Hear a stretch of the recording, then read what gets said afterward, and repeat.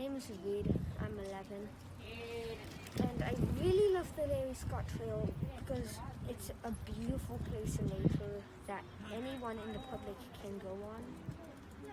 And you just are able to see wildlife while going on a bike, which is something I really love to do.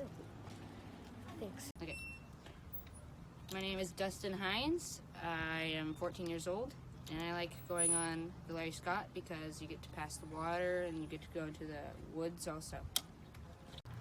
Hi, I'm Micah. I'm 11 years old, and I like riding on the Larry Scott Trail because it goes right past the paper mill, and it's super cool to see how it works. And then you go through the boatyard and look at all the boats and like past the water, and it's really pretty.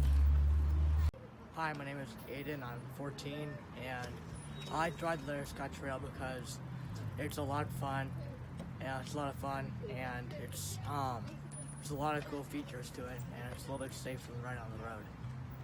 3.